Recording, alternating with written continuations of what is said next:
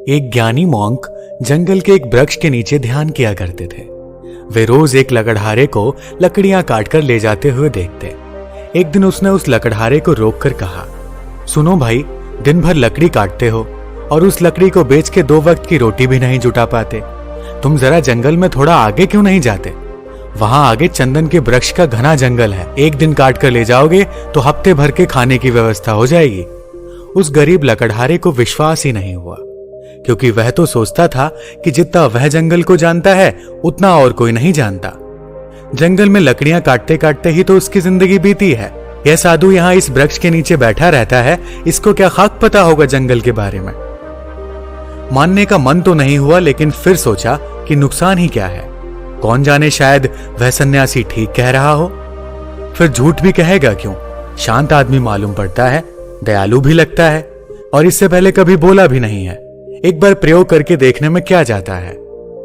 साधु की बातों पर विश्वास करके वह लकड़हारा जंगल में आगे गया। जब वह वहां से लौटा तो साधु के चरणों में सिर रख दिया और कहा, मुझे क्षमा करना, मेरे मन में बहुत संदेह आया था, क्योंकि मैं सोचता था कि मुझसे ज्यादा इस जंगल के बारे में और कौन जानता है। मेरा बाप भी लकड़हारा था, उसका बाप भी लकड़हारा था। हम इसी जंगल में लकड़ियां काट काट कर अपना गुजारा कर रहे हैं। कभी यह सोचा ही नहीं कि इससे आगे भी शायद कुछ हो सकता है। मैं भी कैसा अभागा हूं। काश पहले पता चल जाता तो आधी जिंदगी गरीबी में न गुजारनी पड़ती। साधु ने कहा, कोई फिक्र मत करो, जब जागो तभी सवेरा है। अब जाओ और जाकर चंदन की लकड़ियां काटो। अब उस लकड़हारे के दिन बड़े मजे से गुजरने लगे। एक दिन लकड़ियां काट लेता, 7-8 दिन जंगल जाने की जरूरत ही नहीं पड़ती। बाजार में उसकी इतनी कीमत मिल जाती जिससे वो अपने परिवार के लिए हफ्तों के राशन पानी का बंदोबस्त कर लेता। ऐसे ही दिन गुजरने लगे। लकड़हारा हफ्ते में एक दिन जंगल जाता, चंदन की लकड़ियां काटता और जाकर उन्हें बाजार में बेच देता। एक दिन जब वो लकड़ियां काटने जा रहा था तो उस साधु ने उसे रोककर कहा, तुम जब से चंदन की लकड़ियां ही काट रहे हो, आगे नहीं गए? तुम्हारे मन में कभी यह सवाल नहीं आता कि इससे आगे भी कुछ हो सकता है? यह तो मेरे मन में सवाल ही नहीं आया कि चंदन के आगे भी कुछ हो सकता है, लकड़हारे ने कहा। साधु ने कहा, चंदन के आगे जरा जाओ तो वहां चांदी की खदान है। लकड़ियां काटना छोड़ो, एक दिन ले जाओगे, 2-4 महीने के लिए हो जाएगा। अब तो वह साधु पर भरोसा करने लगा था। बिना कुछ सोचे समझे वह वहां से भागा। वहां जाकर उसने देखा तो वह हैरान रह गया। वहां तो सचमुच एक चांदी की खदान थी। वह खुशी से उछलने लगा। अब तो वह 4-5 महीने में एक बार आता, चांदी लेता और अगले 4-5 महीने आराम से रहता। ऐसे ही कुछ साल गुजर गए। एक दिन जब लकड़हारा चांदी लेने जंगल जा रहा था तो वो साधु उसे फिर से उसी पेड़ के नीचे मिला। उस साधु ने लकड़हारे से कहा, थोड़ा और आगे जाओ, वहां सोने की खदान है। जब वह लकड़हारा चांदी की खदानों से कुछ मील आगे गया तो देखा कि वहां सचमुच सोने की खदान थी। इतना सोना जो उसकी पूरी जिंदगी बदल सकता था। सोने की खदान का पता चल जाने के बाद अब लकड़हारा एक बार सोना ले जाता और साल भर तक जंगल ही नहीं आता।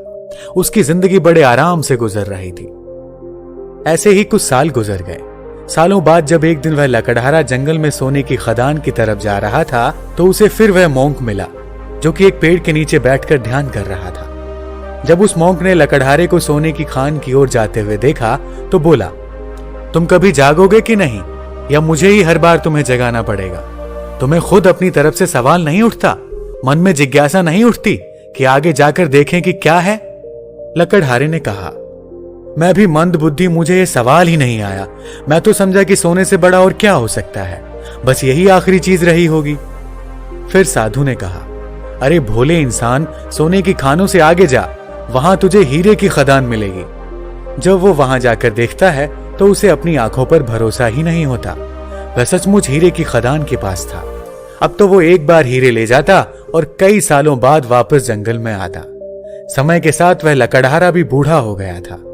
एक दिन जब वह हीरे लेकर जंगल से वापस आ रहा था तो उसी पेड़ के नीचे उसे फिर से वही साधु मिला।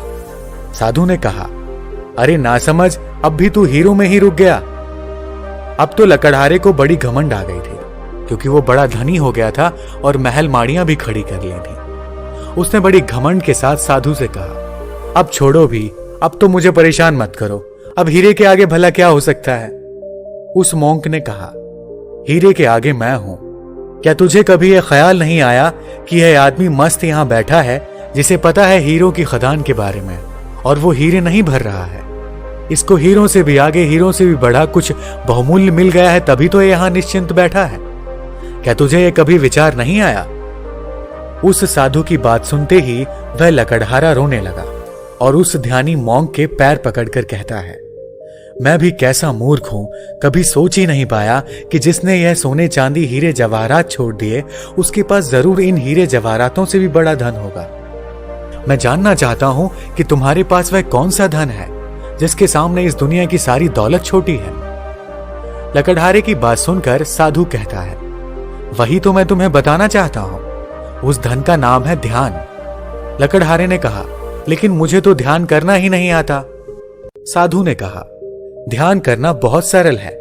बाहर का धन तो बहुत इकट्ठा कर लिया, अब जरा भीतर की ओर मुड़ जाओ और आराम से बैठ जाओ, फिर देखो कि तुम्हारे अंदर क्या चल रहा है। अगर कोई अनुभव हो तो उसे पकड़ो मत, बस देखो। हो सकता है तुम्हें परमात्मा मिले, लेकिन तुम्हें उन्हें भी नहीं पकड़ना है। तब तक देखते रहो जब तक कि सभी अनुभव, सभी विचार शांत ना हो जाएं। मगर ध्यान रहे, जबरदस्ती किसी भी अनुभव को करने की कोशिश मत करना। इस विचार को खत्म करने का प्रयास कभी मत करना। जब कोई अनुभव ना रहे और कोई विचार ना रहे, तब तुम निर्भीक होकर समाधि में स्थित हो जाओगे। फिर इधर उधर नहीं भटकोगे और तभी केवल शून्य होगा, और उस शून्य में ही चलता है बोध का दिया, आत्मज्ञान का दिया। ध्यान करने के लिए एक चीज जो सबसे महत्वपूर्ण है वो है धैर्य। आपके भीतर इतना धैर्य होना चाहिए कि घटना आज घटे या कई वर्ष बाद, आप ध्यान करने के लिए हमेशा तैयार रहें। दोस्तों, यदि आपको शुरुआत में ध्यान करने में प्रॉब्लम आती है तो आप सिर्फ 5 मिनट के अभ्यास से शुरू कर सकते हैं। अगर 5 मिनट भी नहीं कर सकते